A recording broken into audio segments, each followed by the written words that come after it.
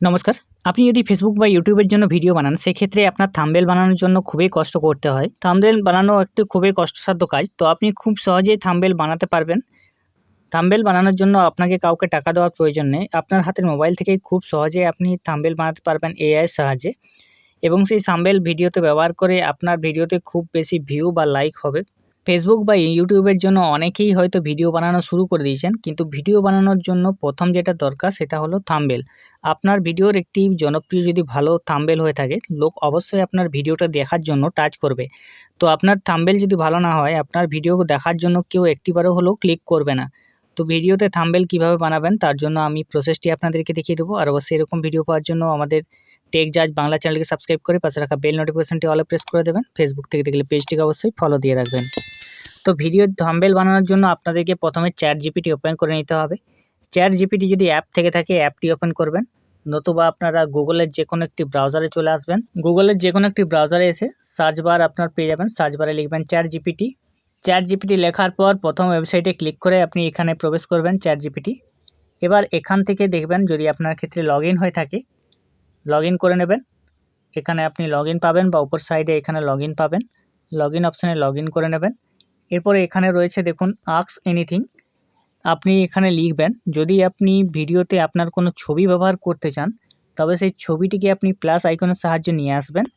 Plus আইকনে click করবেন। Click করার পর অ্যাড ফটো বা ফাইল অপশন রয়েছে, সেখান থেকে আপনি একটি ছবি এখান থেকে নিয়ে আসবেন। তো আমি বিনা ছবি দিয়ে আপনাদেরকে দেখিয়ে দেবো।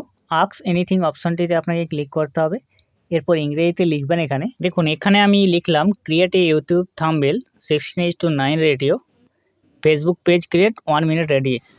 এবারে আপনি ধরুন এখানে ভিডিও বানাচ্ছেন আপনি পোর্ট্রেট মোডে বা ল্যান্ডস্কেপ মোডে। যদি ল্যান্ডস্কেপ মোডে হয় তাহলে আপনি 16:9 করবেন।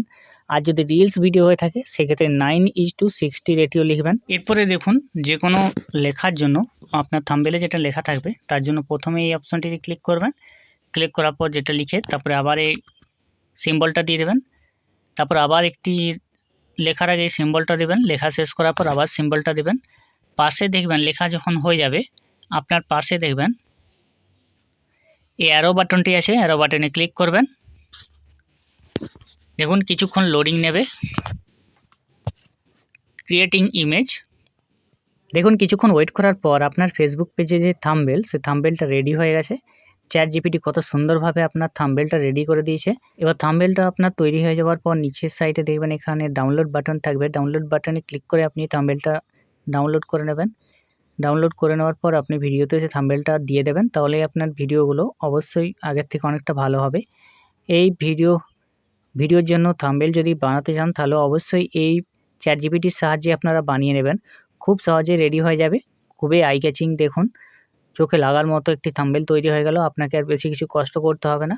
খুব সহজে আপনি এভাবে বানিয়ে নিতে পারবেন। তো ChatGPTর সাহায্যে যদি থাম্বনেল বানাতে চান তো আপনারা এইভাবে বানিয়ে নেবেন।